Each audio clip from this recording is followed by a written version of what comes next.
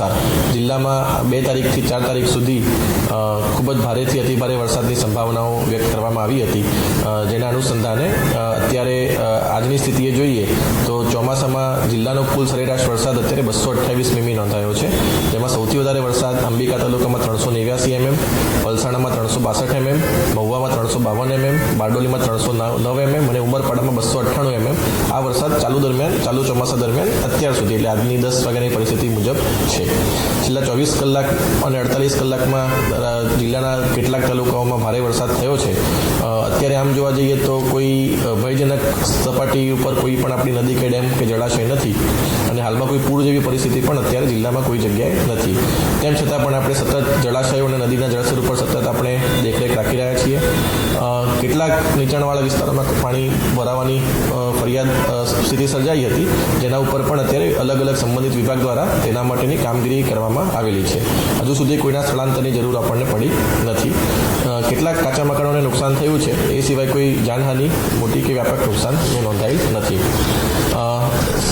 તૈયારીની વાત કરીએ તો જિલ્લા ઇમરજન્સી ઓપરેશન સેન્ટર આપણું 24/7 કાર્યરત છે. તમામ તાલુકાના કંટ્રોલ રૂમ પણ કાર્યરત છે. એ સિવાય સુરત મહાનગરપાલિકાનો ફાયર વિભાગ, કામરેજનું ERC સેન્ટર તેમજ તમામ નગરપાલિકાઓના ફાયર વિભાગ પણ બચાવ અને રાહતની કામગીરી માટે સંપૂર્ણ સુસજ્જ છે. તમામ લાઇન વિભાગ, RNB, વીજળી વિભાગ, સિંચાઈ તમામ સાથે અત્યારે સતત સંકલન રાખવામાં આવી રહ્યું છે અને જરૂરિયાત મુજબ જો જરૂર પડે તો તાત્કાલિક પ્રતિસાદ માટે અધિકારીઓની કોન્ટેક્ટ ડાયરેક્ટરી પણ તૈયાર રાખવામાં આવી છે. હું સુરતના તમામ નાગરિકજનોને વિનંતી કરું છું કે હવામાન વિભાગની આગાહી અને જિલ્લા વહીવટીતંત્રની સૂચનાઓનું પાલન કરે. ભારે વરસાદ દરમિયાન બિનજરૂરી મુસાફરી ટાળે. નદી, નાળા, કોઝવે અને પાણી ભરાયેલા માર્ગો પાર કરવાનો પ્રયત્ન ન કરે અને અફવાઓથી ખાસ કરીને દૂર રહે અને સત્તાવાર માહિતી પર જ વિશ્વાસ રાખે. અને કોઈ પણ ઇમરજન્સી કે મુશ્કેલી હોય તો જિલ્લા કંટ્રોલ રૂમ અથવા સ્થાનિક તંત્રનો તાત્કાલિક સંપર્ક કરે.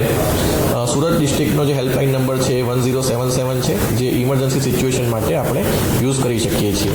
એટલે અત્યારે હાલ ભારે વરસાદ અલગ અલગ તાલુકામાં નોંધાયેલો છે, પરંતુ અત્યારે કોઈ ભયજનક અત્યારે કોઈ પરિસ્થિતિ નથી અને વહીવટીતંત્ર તૈયાર છે અને કંઈ પણ પ્રકારની મુશ્કેલી આવે તો અમારું સમગ્ર તંત્ર મદદ કરવા માટે તૈયાર છે. જય હિન્દ.